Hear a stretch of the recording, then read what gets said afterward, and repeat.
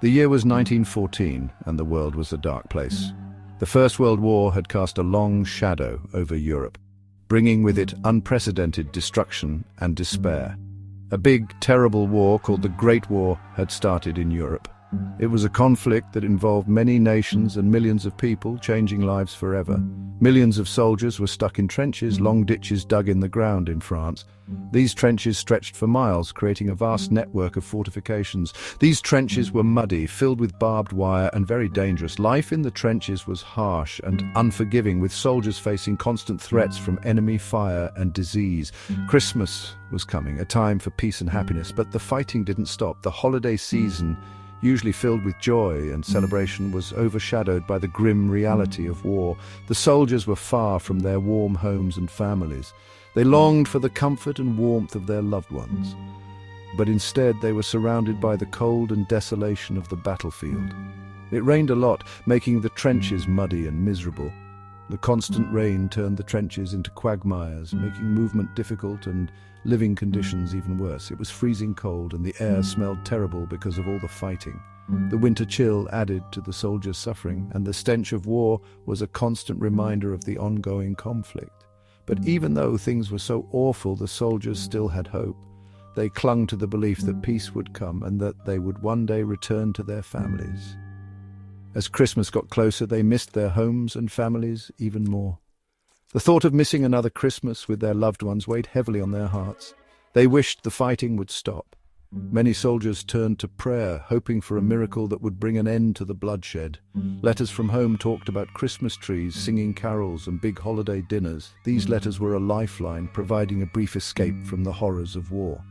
The soldiers in the trenches knew their Christmas would be very different. They tried to create some semblance of the holiday spirit, using whatever they had to decorate and celebrate. Christmas, 1914, would be a Christmas no one would ever forget. It was a moment of humanity amidst the brutality of war, a brief respite that would be remembered for generations to come. The first hints of peace started with singing. It was an unexpected sound amidst the chaos and destruction of war, a melody that seemed almost out of place in the trenches. On Christmas Eve, the sound of Christmas carols floated across no man's land, the empty space between the enemy trenches. The haunting melodies carried a sense of nostalgia and longing, reminding the soldiers of home and the festive season they were missing. The German soldiers, missing home and tired of fighting, put candles on top of their trenches. These small flames flickered in the cold night, symbolizing a glimmer of hope and humanity amidst the brutality of war. The little lights shone in the dark like tiny sparks of hope. They illuminated the trenches, casting a warm glow that contrasted sharply with the cold, harsh reality of their surroundings. The British soldiers, hiding in their own trenches, were surprised to hear the singing. It was a sound they hadn't expected, a moment of beauty in an otherwise grim and relentless environment. They didn't understand the words, but the carols made them think about peace too. The singing got louder, and soon it was impossible to ignore. The melodies transcended language barriers, touching the hearts of all who heard them. Across the battlefield, men from both sides started singing together. Silent Night. The familiar tune brought a sense of unity, a shared experience that momentarily bridged the divide between them. Oh, come, all ye faithful. The soldiers joined in, their voices blending in harmony. It was a powerful moment, a testament to the enduring spirit of humanity, even in the darkest of times. Everyone knew these songs, even if they spoke different languages. The music created a common ground, a rare moment of connection in a world torn apart by conflict. The music made them feel a little bit closer, like they weren't enemies anymore. It was a brief respite from the violence, a chance to remember their shared humanity. Because of the music, some soldiers started shouting greetings to each other across no man's land. They exchanged words of goodwill, tentative at first, but growing bolder as the night went on.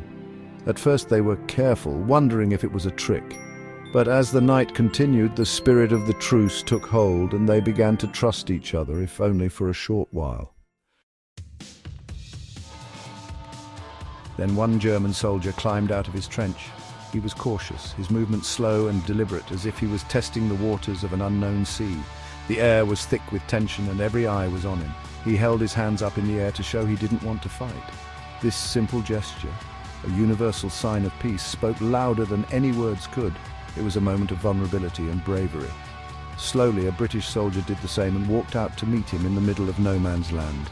Each step he took was filled with uncertainty, but also with hope. The two men, once enemies, now stood face to face. Seeing these two men standing together was like a miracle. It was a powerful image, one that would be remembered for generations. It was a testament to the human spirit and the desire for peace. It didn't make sense in a war, but it showed that people can be kind to each other even when they're supposed to be enemies. This unexpected camaraderie was a beacon of hope in a dark time. More soldiers came out of their trenches.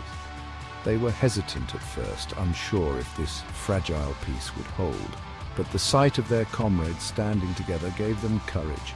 At first they were nervous, but then more and more joined. The fear began to melt away, replaced by a sense of unity and shared humanity. It was as if the war had momentarily ceased to exist. Soon, no man's land, a place that was usually scary and dangerous, was full of people talking and laughing.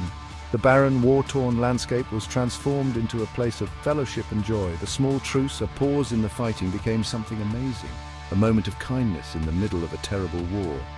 Soldiers exchanged gifts, shared food, and even played games together. The soldiers, who had been shooting at each other just a short time before, now shared cigarettes, food, and stories. They found common ground in their shared experiences and dreams for the future. They talked about their families, their homes, and how much they wanted peace. They shared photos and memories, bridging the gap that war had created. In some areas, soldiers even played soccer, a brief moment of normalcy in the chaos of war. This spontaneous truce showed that even in the darkest times, humanity can shine through. Eventually, the truce came to an end and the soldiers reluctantly returned to their trenches. But the memory of that day when enemies became friends would stay with them forever. It felt like Christmas. Soldiers gave each other little gifts, even if they weren't very valuable: buttons, badges, small pieces of food. These were all given and accepted as signs of friendship. The truce showed that even though they were from different countries, they weren't so different after all. In some places, the soldiers even played soccer games in no man's land. Can you imagine that? Soldiers who were enemies just a day before, playing soccer together in the mud. One story tells of a soccer game near a town called Messines, where British and German soldiers played together. We don't know exactly what happened, since we only have letters and diaries from that time, but we know it was a happy moment. It was a time of pure joy, a shared experience that helped them forget about the war, even for a little while. These soccer games, whether they really happened exactly like the stories say, or if the stories changed a little bit over time, have become an important symbol of the Christmas truce. They show us that people want to connect with each other, even during the worst times. For a short time, the fighting stopped, and the soldiers felt like they were part of something bigger than themselves. They were united by the spirit of Christmas, the spirit of being kind to each other. The truce, as wonderful as it was, couldn't last. When the sun came up the next day, the soldiers had to go back to their trenches. The war started again. The guns began firing, and the peace was broken. Some of the officers, the leaders of the soldiers, didn't want to start fighting again, but other officers were angry. They thought the truce was wrong, that it made their side look weak. Orders came from the important leaders: no more being friendly with the enemy. The soldiers were told to remember they were at war, that the enemy was right across the field. The friendship they had felt on Christmas Day was gone, replaced by fear and mistrust. The war, with all its sadness and fighting, continued. Many more people would die before it ended. News of the Christmas truce, even though some people tried to keep it a secret, finally reached the rest of the world. Letters from soldiers, full of surprise and wonder, told the story of what happened. People back home, who wanted to hear good news during the war, saw the truce as a sign of hope. The Christmas truce has been remembered in books, songs, and movies. It reminds us that even during war, people can still be good to each other. The truce showed the power of hope, kindness, and remembering that we're all human. It was a small light in the dark time of war. The Christmas truce is still important today, over 100 years later.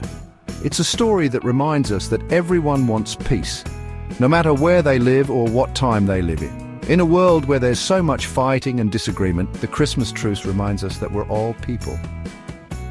Every year, people all over the world remember the truce. There are memorials to help us remember how important peace is and how we should always try to make the world a better place. The truce didn't stop the war, but it gave people hope. It showed that even when things are very bad, people can still be kind. The Christmas Truce of 1914 was something special. It showed that even during a terrible war, people can still be kind to each other. It was a moment of peace during a time of fighting. The truce didn't last long, but we still remember it today. It inspires us to try to make peace with each other. The Christmas truce reminds us that even in dark times, there can still be hope. It reminds us that we're all human beings, and that's more important than anything that makes us different. It reminds us that peace is very important, and we should always try to achieve it. As we remember the Christmas truce, let's remember to be kind and understanding, and to work towards a world where peace isn't something unusual, but something that happens every day.